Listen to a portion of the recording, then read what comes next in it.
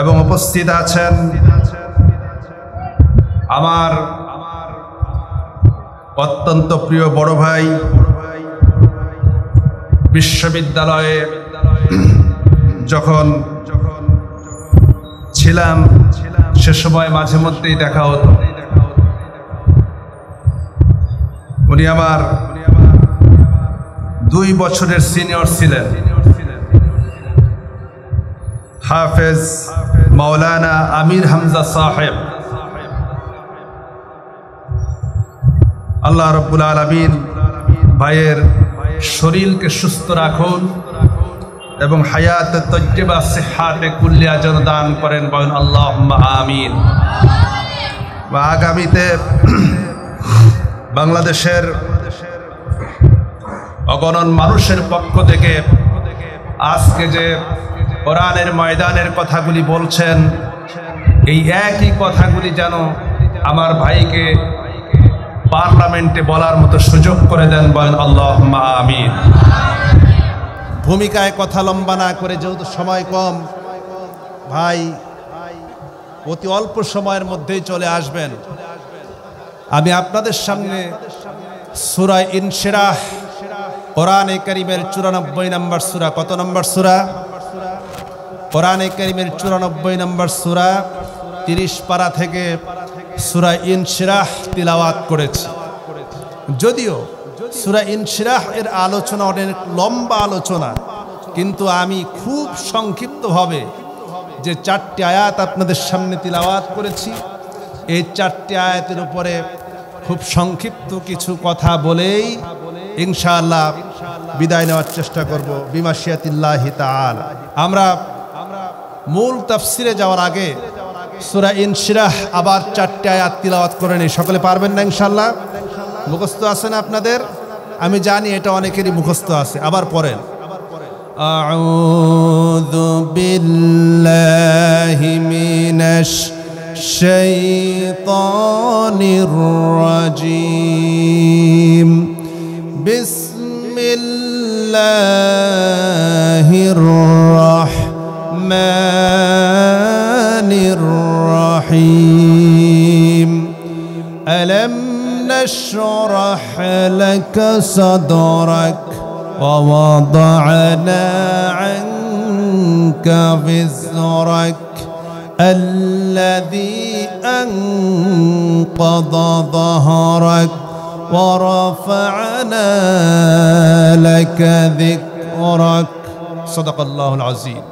আল্লাহ রাব্বুল আলামিন বলছেন, আলাম নাশরাহ, আমি কি উন্মুক্ত করে দেইনি, লাকা সদরক, আপনার বক্ষকে আমি কি উন্মুক্ত করে দেইনি? সুবহানাল্লাহ। আল্লাহ রাব্বুল আলামিনের সূরার ভিতরে যেহেতু রবিউল আউয়াল মাস, সেহেতু আমি আপনাদের জন্য এই সূরাটাকেই বাছাই করেছি, কারণ এখানে আল্লাহ পাক রাসূলের প্রশংসা করেছেন। জোরে কোন সুবহানাল্লাহ। আল্লাহ পাক বলছেন, আলাম নাশরাহ লাকা সদরক, ও নবী আমি কি আপনার বক্ষটাকে প্রশস্ত করে দেইনি? আমি আপনার কি বক্ষের শক্তি দান করিনি? দেখুন, এই পৃথিবীতে মানুষের 3 ধরনের শক্তি আছে। কয় ধরনের? একটা শক্তি হচ্ছে শারীরিক শক্তি। কি শক্তি? শারীরিক শক্তি। আরেকটা শক্তি হচ্ছে মেধার শক্তি, এটাকে বলা হয় ইন্টেলেকচুয়াল পাওয়ার। কি শক্তি? মেধার শক্তি। আর আরেকটি শক্তি হচ্ছে আত্মিক শক্তি, ঈমানী শক্তি। জোরে কোন সুবহানাল্লাহ। আপনারা বলেন তো, এই 3টা শক্তির ভিতরে সবচাইতে শক্তিশালী কোনটা? হ্যাঁ, ঈমানী শক্তি, অর্থাৎ রূহের শক্তি। যেই রূহের শক্তি সম্পর্কে আল্লাহ পাক তার হাবিবকে বলছেন, আলাম নাশরাহ লাকা সদরক, ও নবী আমি কি আপনার বক্ষটাকে প্রশস্ত করে দেইনি ঈমানের জন্য, হিকমতের জন্য? সুবহানাল্লাহ। দেখুন, আল্লাহ রাব্বুল আলামিন হযরত মূসা আলাইহিস সালাম, নাম শুনেছেন আপনারা? মূসা আলাইহিস সালাম, আল্লাহ পাক যখন তাকে ফেরাউনের কাছে দাওয়াত দেওয়ার জন্য পাঠালেন, আল্লাহ কি বললেন? اذهب إلى فرعون إنه طغى ও মুসা ফেরাউনের নিকটে যাও, কারণ সে সীমা লঙ্ঘন করেছে, সে সীমা লঙ্ঘনের চূড়ান্ত সীমায় পৌঁছে গেছে, তাকে দাওয়াত দাও। মুসা আলাইহিস সালাম এত বড় বিরাট শক্তি ফেরাউনের, কত বিরাট শক্তি যে সেই সময় মুসা আলাইহিস সালাম মাত্র একা, আর ফেরাউনের তখনও ৮০,০০০ সৈন্য প্রস্তুত আছে। কত হাজার? ৮০,০০০ সশস্ত্র সৈন্যের মোকাবেলা করবেন মুসা আলাইহিস সালাম একা, সঙ্গে কেউ নাই। হযরত মুসা আলাইহিস সালাম বলে, আল্লাহ তুমি আমারে তো পাঠাবা ঠিক আছে, কিন্তু যাব, কিন্তু তার আগে আমার একটা জিনিস দরকার। হযরত মুসা আলাইহিস সালাম ওই সময় দোয়া করেছিলেন, রব্বি শরহ লি সাদরি ওয়া ইয়াসসির লি আমরি ওয়াহলুল উকদাতাম মিন লিসানি ইয়াফকাহু কওলি। যারা পড়েন আমার সাথে পড়েন, রব্বি শরহ লি সাদরি ওয়া ইয়াসসির লি আমরি ওয়াহলুল উকদাতাম মিন লিসানি ইয়াফকাহু কওলি। রব্বি শরহ লি সাদরি, আয় আমার রব, আয় আমার আল্লাহ, আমার বক্ষটাকে প্রশস্ত করে দাও, উন্মুক্ত করে দাও। জোরে কোন সুবহানাল্লাহ। ওয়া ইয়াসসির লি আমরি, আর আমার কাজটাকে সহজ করে দাও। ওয়াহলুল উকদাতাম মিন লিসানি ইয়াফকাহু কওলি, আর আমার জবানের যে জড়তা আছে এটাকে দূর করে দাও। জোরে কোন সুবহানাল্লাহ। এবার লক্ষ্য করুন, হযরত মুসা আলাইহিস সালাম তিনি যখন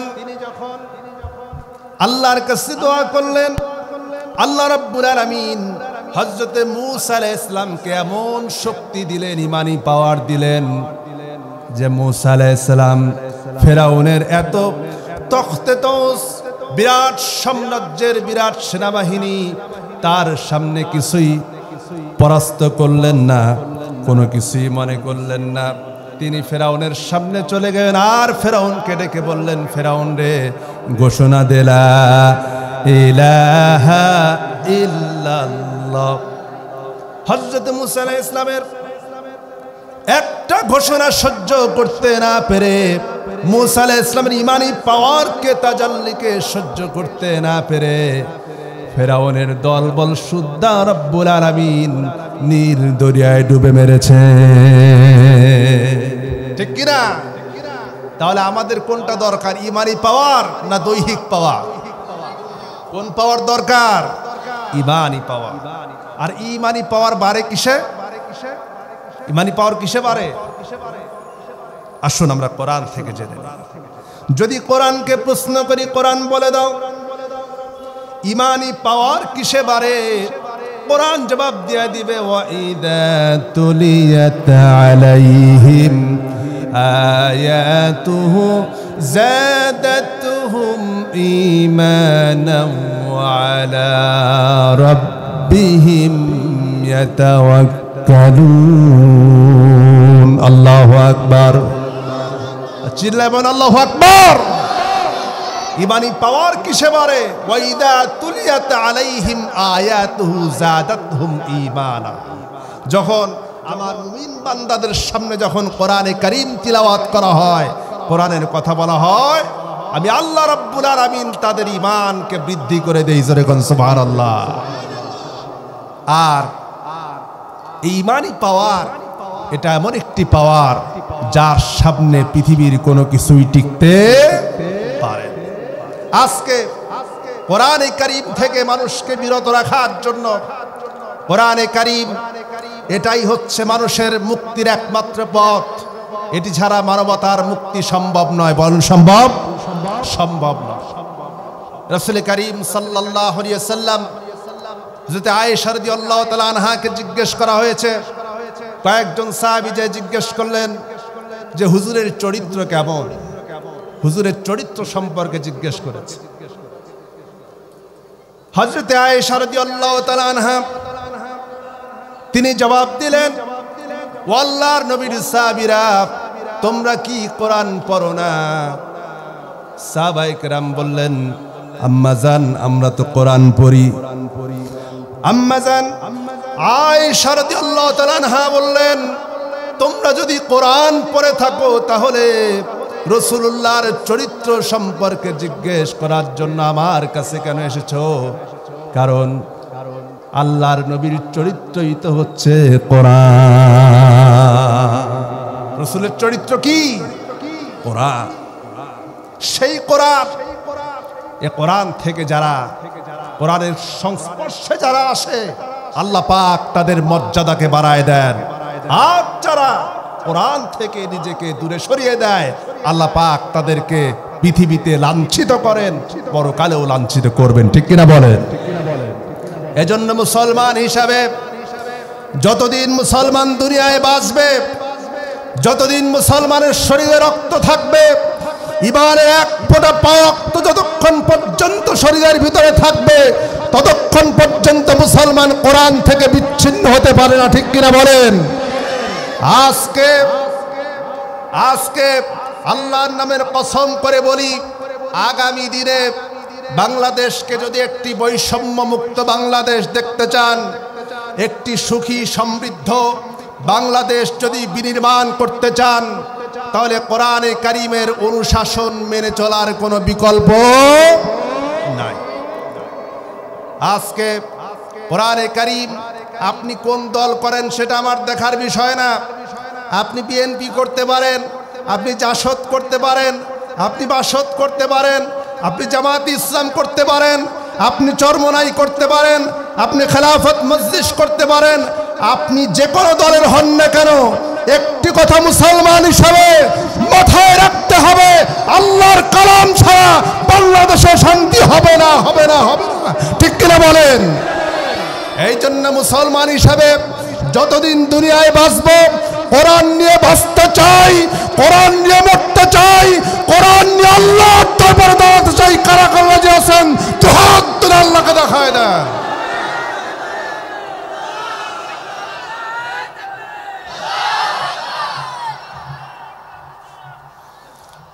আল্লাহ কবুল করুক, বলেন আমিন। সুতরাং কোরআনে কারীম ছাড়া মুক্তির কোনো উপায় আছে না। এবার আসেন, আমরা বলছিলাম আলাম নাশরাহ লাকা সাদরাক, মনে আছে না? আল্লাহ পাক বলছেন, হে রাসূল, আমি কি আপনার বক্ষটাকে প্রশস্ত করে দেইনি? অথচ অপর দিকে খুব ভালো করে বোঝেন, একদিকে মুসা আলাইহিস সালাম আল্লাহর কাছে দোয়া করতেছেন, আল্লাহ আমার বক্ষটাকে প্রশস্ত করে দাও, ঈমানের নূর দ্বারা ভরে দাও। আর আল্লাহ নবীকে কি বলছেন?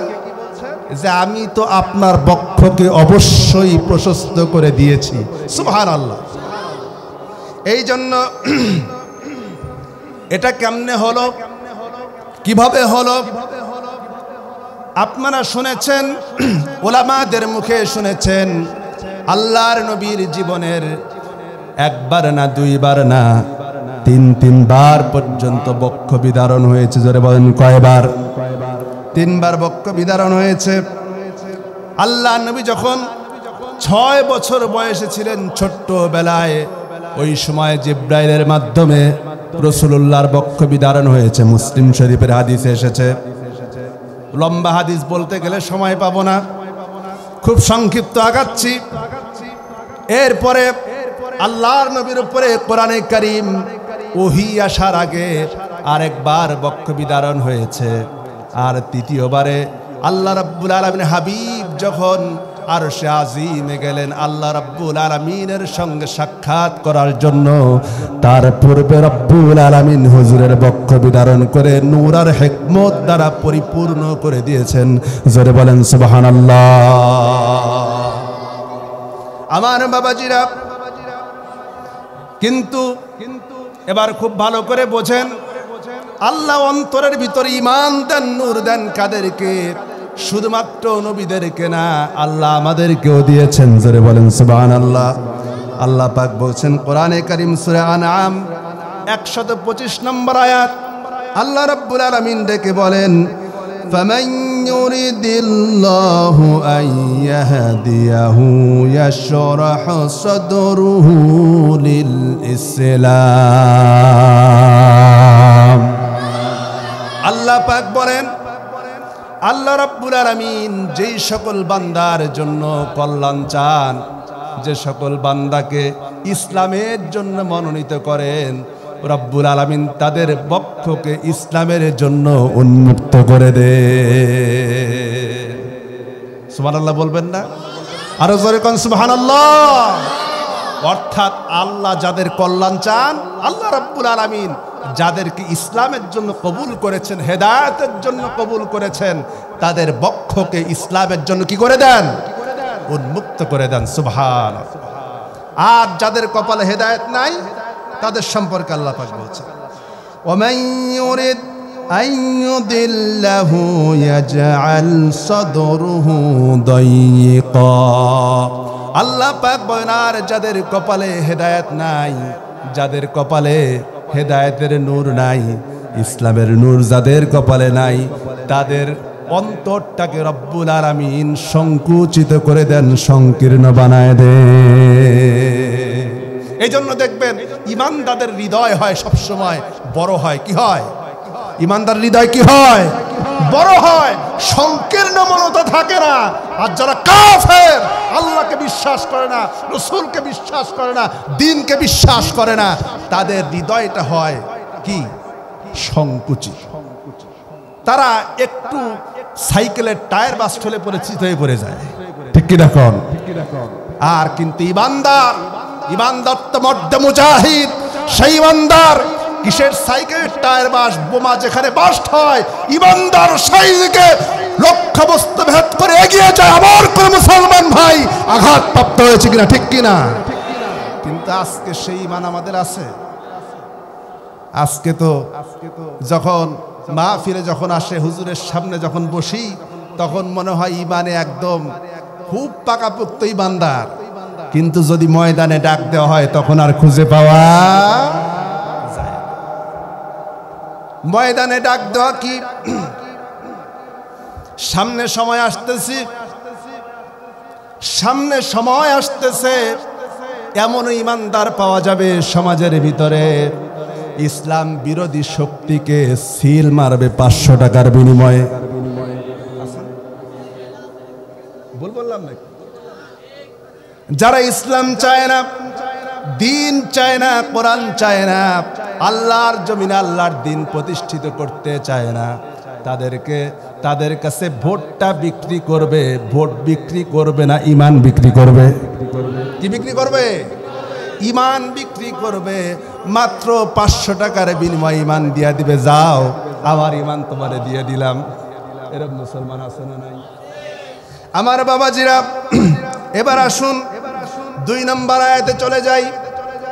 আল্লাহ রাব্বুল আলামিন এরপরে বলছেন, وَوَضَعْنَا عَنكَ وِزْرَكَ الَّذِي أَنقَضَ ظَهْرَكَ। আল্লাহ পাক বলছেন, নবী আমি কি আপনার বোঝাকে হালকা করে দেইনি? সুবহানাল্লাহ বলেন। ও নবী, আমি আপনার বোঝাকে হালকা করে দিয়েছি। আর যেই বোঝা আপনাকে একদম কুজু করে দিচ্ছিল, অর্থাৎ আপনাকে সংকীর্ণ করে দিয়েছিল, সে বোঝাকে আমি হালকা করে দিয়েছি। আল্লাহ রাব্বুল আলামিন এই বোঝা হালকা করা বলতে কি বুঝিয়েছেন? সূরা ইনশিরাহের আগের সূরা হচ্ছে সূরা দুহা। সূরা দুহা যদি আপনি পড়েন তখন দেখবেন আল্লাহ পাক বলছেন, আলাম ইয়াজিদকা ইয়াতীমান ফাআওয়া। ও নবী, আমি তো আপনাকে এতিম অবস্থায় পেয়েছিলাম, আর এতিম অবস্থায় পাওয়ার পরে আমি আপনাকে আশ্রয় দান করেছি। নবীজি ছিলেন এতিম অবস্থায়, আর সেখান থেকে রব্বুল আলামিন তাকে আশ্রয় দান করেছেন। ووجدك ضالا فهدى ووجدك عائلا فأغنى আল্লাহ পাক বলেন নবী আমি আপনাকে পথ হারা পেয়েছি আপনি তো জানতেন না হেদায়াত কারে বলে ঈমান কারে বলে নূর কারে বলে এটা তো জানতেন না আমি আল্লাহ পাক আপনাকে হেদায়াত দিয়েছি সঠিক পথের দিশা দিয়েছি আপনি তো পথ হারা ছিলেন আল্লাহ পাক এরপরে কোরআনে কারিমে অন্য জায়গায় বলছেন ওয়াকাযালিকা আওহাইনা ইলাইকা রূহাম মিন আমরিনা মা কুনতা তাদরি মাল কিতাবু ওয়ালাল ঈমানু ওয়ালাকিন জাআলনাহু নূরান নাহদি বিহি মান নাশাউ মিন ইবাদিনা ওয়া ইন্নাকা লাতাহদি ইলা সিরাতিম মুস্তাকিম আল্লাহ পাক বলেন ওয়াকাযালিকা আওহাইনা ইলাইকা রূহাম মিন আমরিনা ও নবী এভাবে করে আমি আপনার উপরে ওহী করেছি মা কুনতা তাদরি মাল কিতাব ওয়ালাল ঈমান আপনি তো জানতেন না ঈমান কারে বলে কিতাব কারে বলে এ সম্পর্কে আপনার কোনো জ্ঞান ছিল না এই রূহ বলতে রূহাম মিন আমরিনা এই রূহ বলতে কোরআনকে বোঝানো হয়েছে কি বোঝানো হয়েছে রূহ বলতে কি বোঝানো হয়েছে এখানে কোরআনকে বোঝানো হয়েছে এই যে আমি মানুষ আমার দেহটা বেঁচে আছে আমি যে বেঁচে আছি কিসের কারণে আমার ভিতরে কি আছে হ্যাঁ নবীজিকে প্রশ্ন করা হয়েছে ইয়াসআলুনাকা আনির রূহ কুলির রূহি মিন আমরি রাব্বি নবীজিকে প্রশ্ন করা হয়েছে ও নবী রূহ কি জিনিস এই যে রূহের কারণে মানুষ বেঁচে আছে রূহটা কি জিনিস নবীজি বলেছেন আল্লাহ পাক বলেন নবী আপনি বলে দিন এই রূহটা হলো আমি আল্লাহর পক্ষ থেকে একটা আদেশ সুবহানাল্লাহ কোন রূহটা কি এটা যদি এখন চলে যায় বাঁচবো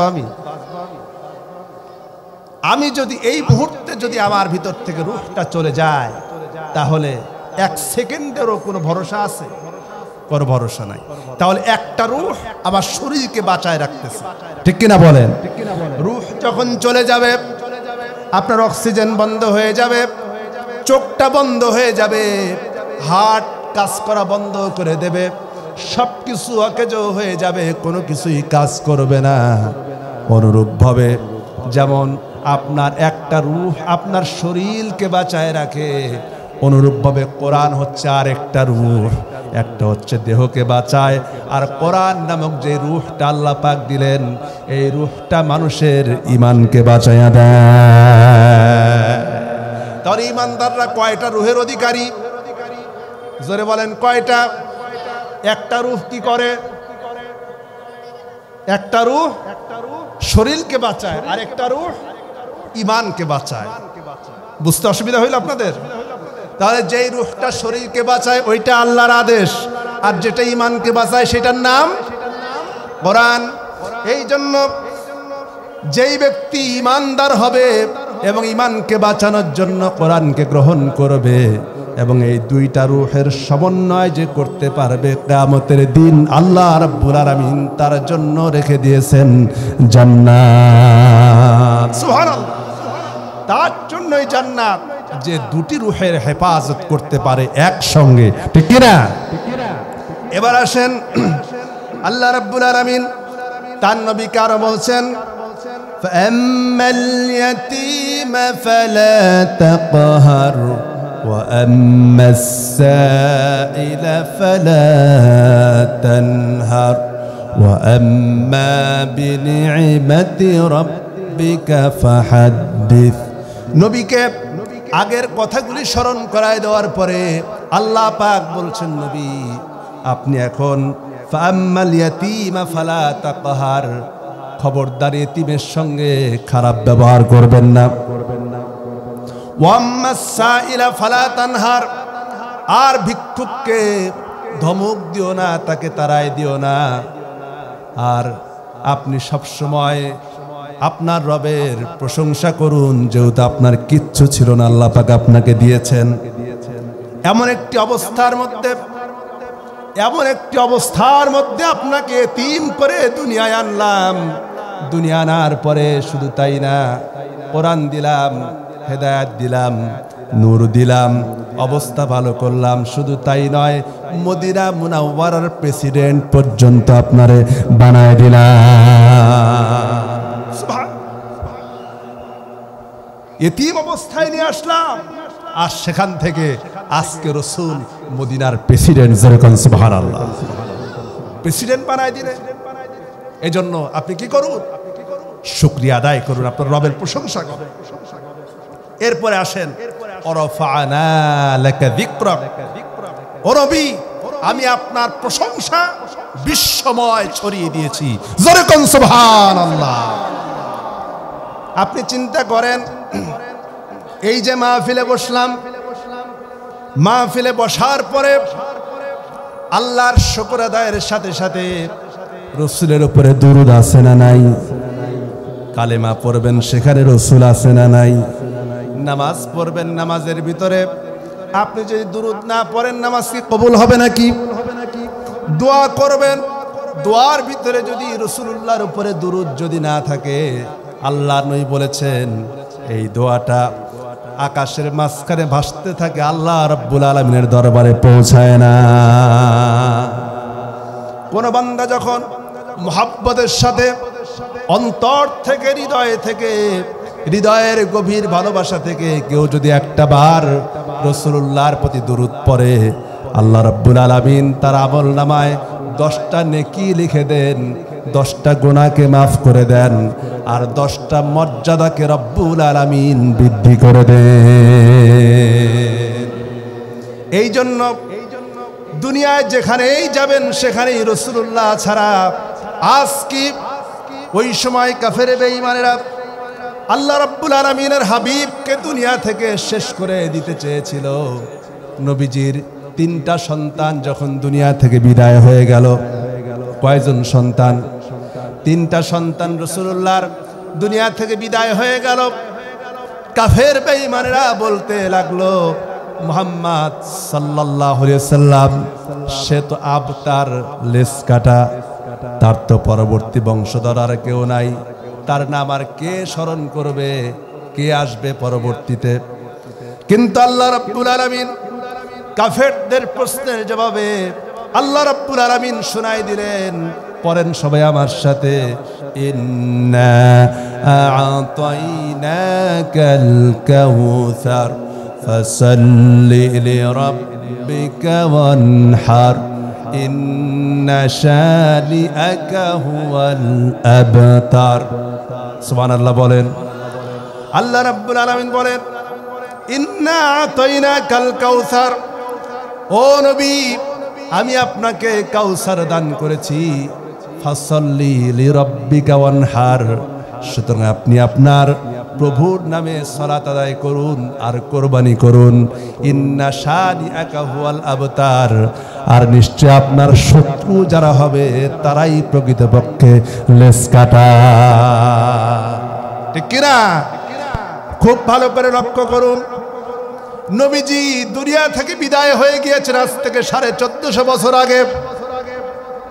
তার সাহাবায়ে কেরাম, তাদের নাম আজও সারা পৃথিবীর মুসলমানদের মুখে মুখে আছে।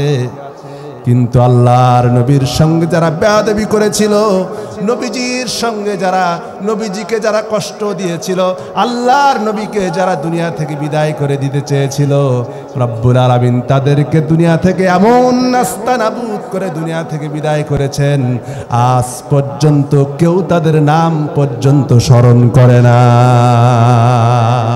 স্মরণ করে ঠিক, সেটা সম্মানের সাথে না ঘৃণা ভরে? ঘৃণা ভরে স্মরণ। খুব ভালো করে লক্ষ্য করুন, আল্লাহ রাব্বুল আলামিন তার হাবিবকে এত সম্মান দিলেন, এত মর্যাদা দিলেন। কোরআনে কারিমে আল্লাহ রাব্বুল আলামিন এই দুনিয়ায় আদম থেকে শুরু করে নিয়ে যত নবী দুনিয়ায় এসেছেন, আদম থেকে ঈসা আলাইহিস সালাম পর্যন্ত যত নবী আর পয়গম্বর দুনিয়ায় এসেছেন, সমস্ত নবীদেরকে আল্লাহ রাব্বুল আলামিন নবীদেরকে নাম ধরে ধরে ডেকেছেন। কোরআনে কারিমে আল্লাহ পাক বলছেন, যেমন আদম সম্পর্কে, কুলনা ইয়া আদম উসকুন আনতা ওয়া যাওজুকাল জান্নাহ, বলেন আদম, হে আদম, জান্নাতে প্রবেশ করো, জান্নাতে অবস্থান করো। অনুরূপভাবে হযরত নূহ আলাইহিস সালামকে ডাকলেন, ক্বালা ইয়া নূহ ইন্নাহু লাইসা মিন আহলিক। নূহ আলাইহিস সালামকেও বললেন ইয়া নূহ, এভাবে করে।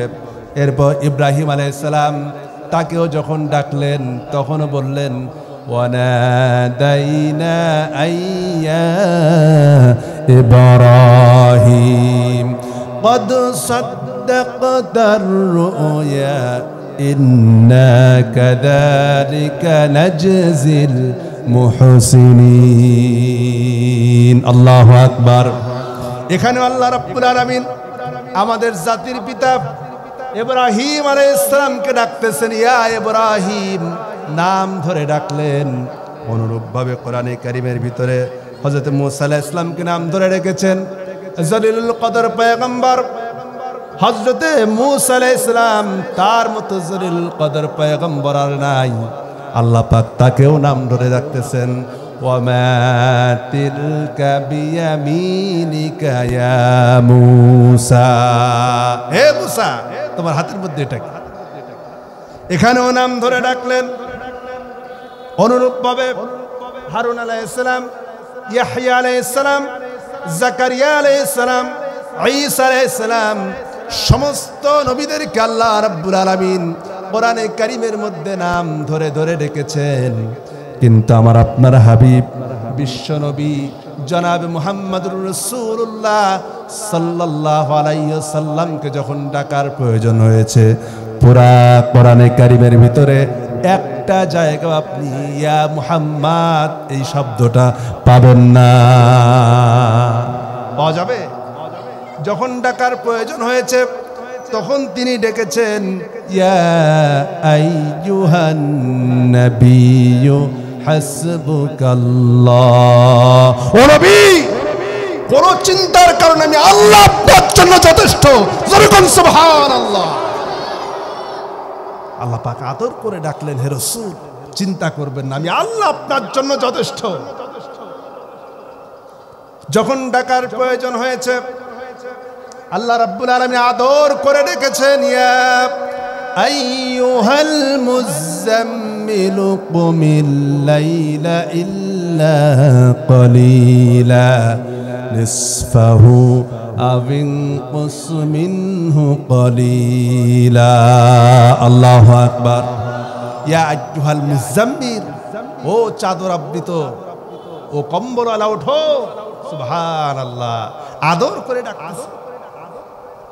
ইয়া আইয়ুহাল মুদ্দাথির কুম ফাআনদির ওয়া রাব্বাকা ফাকাব্বির ওয়া সিয়াবাকা ফাতাহহির। আল্লাহ রাব্বুল আলামিন এইভাবে করে আদর করে করে ডাকতেছেন। এরপরে দেখুন, এই দুনিয়ায় যত নবী এসেছেন সব নবীদেরকে আল্লাহ পাক কোনো একটা জাতির জন্য, কোনো একটা কওমের জন্য, অথবা কোনো একটা দেশের জন্য, কোনো একটা সম্প্রদায়ের জন্য, কোনো একটা গোষ্ঠীর জন্য প্রেরণ করেছেন। আল্লাহ পাক কোরআনে কারীমের ভিতরে বলছেন, ওয়ালাকাদ বাআসনা ফি কুল্লি উম্মাতির রাসূলা আনি ইবুদুল্লাহা ওয়াজতানিবুত তাগুত।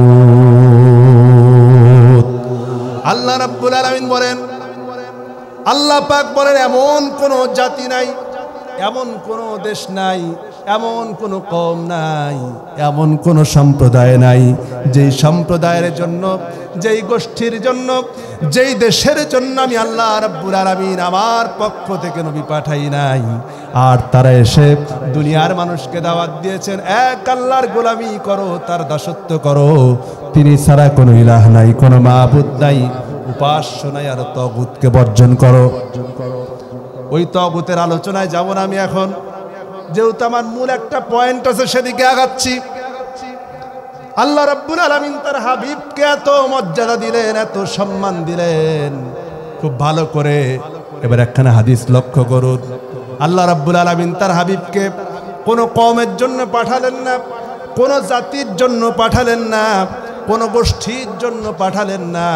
আল্লাহ পাক তার নবীকে বলতে বললেন, নবী আপনি বলে দিন, কুল ইয়া আইয়ুহান নাসু ইন্নী রাসূলুল্লাহি ইলাইকুম জামিআ। ও নবী আপনি বলে দিন, ও পৃথিবীর মানব সকল, আমি তোমাদের সকলের জন্য আল্লাহর পক্ষ থেকে নবী হয়ে এসেছি। আল্লাহু আকবার,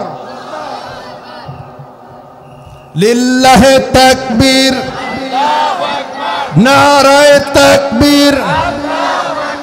আমির হামজা ভাইয়ের আগমন আজকে মাহফিলের পক্ষ থেকে।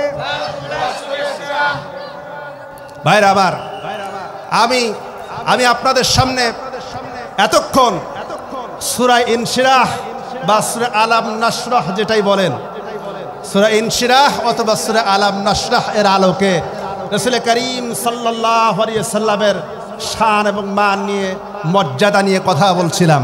যদি অনেক লম্বা আলোচনা, এটি তো আর শেষ করা সম্ভব নয়। শেষ একটি কথা আপনাদেরকে শুধু বলে দিতে চাই, তা হচ্ছে আল্লাহর নবী একদিন ঘরের ভিতরে শুয়ে আছেন, হযরত ওমর রাদিয়াল্লাহু তাআলা আনহু ঘরের ভিতরে প্রবেশ করলেন। এমন অবস্থায় আল্লাহর নবী হযরত ওমরকে দেখে উঠে বসলেন। নবীজির যেই বিছানার উপরে নবীজি শুয়ে আছেন, যেই খাটিয়ার উপরে নবীজি শুয়ে আছেন, আল্লাহর নবীর খেজুরের পাতা দিয়ে বানানো খাটিয়া, খেজুরের ডাল দিয়ে বানানো খাটিয়া, হযরত ওমর রাদিয়াল্লাহু তাআলা আনহু আল্লাহর নবী যখন উঠে বসলেন, হযরত ওমর লক্ষ্য করে দেখেন আল্লাহর নবীর শরীরে প্রত্যেকটা পাতার দাগগুলি কেটে গেছে। এরপরে হযরত ওমর বলেন, ইয়া রাসূলুল্লাহ, ইয়া হাবিবাল্লাহ, এই পৃথিবীর কাফের বেঈমানেরা কত শান্তি করলো এই দুনিয়ায়, আর আল্লাহর নবীর শরীরে এইরকম খেজুর পাতার দাগ আমি তো বরদাস্ত করতে পারছি না। হে রাসূল, আপনি আমাকে অনুমতি দেন, আমি আপনার জন্য একটা তোশক বানায় নিয়ে আসি। হযরত আল্লাহর নবী হযরত ওমরের কথা শুনে আল্লাহর নবী হযরত ওমরকে ডেকে বলেন, ওমর রে, আমি এই পৃথিবীতে শান্তি করার জন্য আসি নাই, আমি এসেছি এই পৃথিবীতে আমার উম্মতের মুক্তির জন্য। নবীজিকে আল্লাহ পাক কোরআনে কারীমের ভিতরে সূরা নাসরের ভিতরে ইস্তিগফারের কথা বলেছেন। এই ইস্তিগফার ছিল ইস্তিগফার উম্মতি, আমার আপনার জন্য ইস্তিগফার করা, উম্মতের জন্য ক্ষমা চাওয়া, উম্মতের জন্য মুক্তি চাওয়া। যে রাসূল আমাদেরকে এত ভালোবাসলেন, এত মহব্বত করলেন, এত ভালোবাসলেন, সেই রাসূলের জন্য আজকে রবিউল আউয়াল মাসে যুবক ভাইরা কোরআনের মাহফিল সাজিয়েছে। এই কোরআনের মাহফিলের জন্য আল্লাহর রাসূলের বিন্দু পরিমাণ ভালোবাসা যদি কলিজার ভিতরে থাকে, আমার বড় ভাই বসে আছেন।